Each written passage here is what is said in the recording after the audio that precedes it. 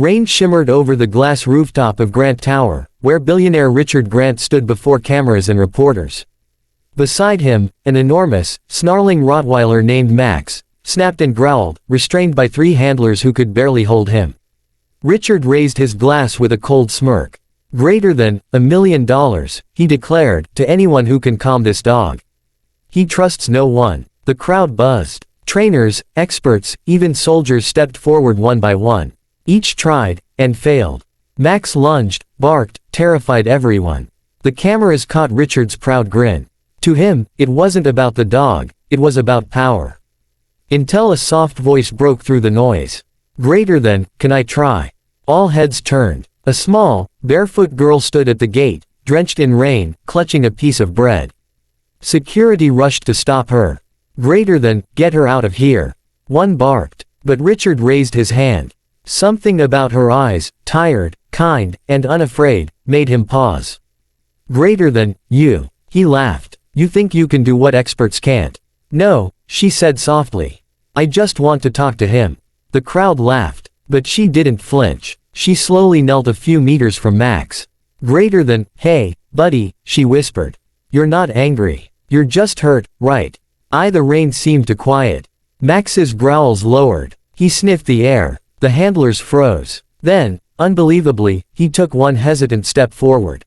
No one dared breathe. The little girl reached out her hand, palm open, trembling. "Greater than, it's okay," she murmured. "You don't have to bite. I know what it's like to be scared." Max's body relaxed. He walked closer, closer, until his massive head rested gently on her lap. Gasps echoed. Richard's expression shifted from amusement to disbelief. For the first time in years, Max was calm. The girl smiled through tears. "Greater than, he misses someone," she whispered. "Someone who used to love him." Richard felt something twist in his chest. He hadn't heard those words since his wife died, the one person who truly loved Max. After the crowd left, Richard approached her. "Greater than, what's your name?" "Lily," she said softly. "I live, well, nowhere right now." He stared. "Greater than, you're homeless." She nodded. "Since my mom got sick." She said, "Dogs understand pain better than people."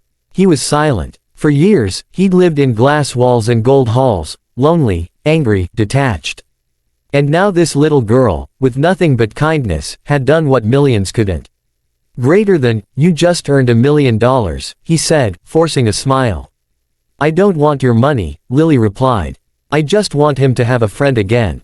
Days turned into weeks. Lily stayed in the mansion as Max's caretaker. They became inseparable. She played with him in the gardens, sang to him at night, fed him by hand. And Richard watched quietly.